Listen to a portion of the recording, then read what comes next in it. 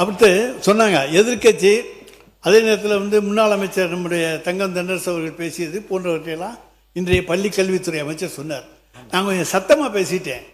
அதனால அவருக்கு ஏதோ நம்ம கோபமாக கொந்தளிச்சு பேசுகிற போல தோன்றியிருக்கு. எதிர்க்கட்சி விமர்சித்துத்தான் ஆக வேண்டும். பட்ஜெட்டை வரவேற்கிறேன்னு சொல்லிட்டு நான் உட்கார்றதுக்கு எதுக்கு இங்கே நான் வர்றேன்? இதுக்காக என்ன எங்கள் திரும்பியன் தொகுதி மக்கள் தேர்ந்தெடுத்து அனுப்பிச்சிருக்காங்க. அரசுக்கு வேண்டிய ஆலோசனைகளையும் சொல்ல வேண்டும். பட்ஜெட்டில் என்ன நிறைகுறைகள் இருக்கிறது அதை சொல்ல வேண்டும்.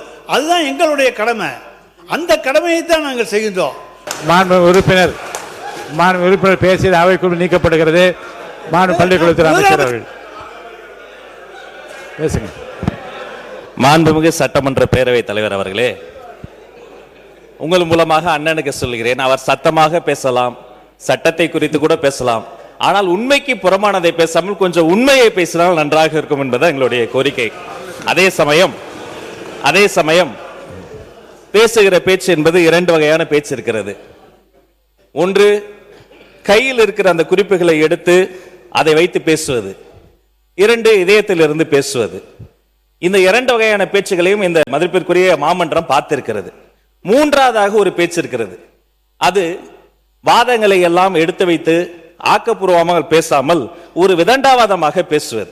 அண்ணனுடைய பேச்சு என்பது ஆரம்பம் முதலே ஆக்கப்பூர்வமான ஆலோசனைகளையோ விமர்சனங்களையோ வைத்தால் அதை ஏற்றுக்கொள்ளக்கூடிய மனநிலையில் தான் எங்கள் வெற்றி தலைவர் தமிழக வெற்றி கழகத்தை வளர்த்திருக்கிறார் என்பதை இந்த மாமன்றத்தில் கூறி, அதே சமயம் உண்மைக்கு புறம்பான ஏதேனும் ஒரு செய்தியை அவர் சொல்கிற பொழுது அதை அந்த இடத்திலேயே சுட்டி காட்டுவோம்.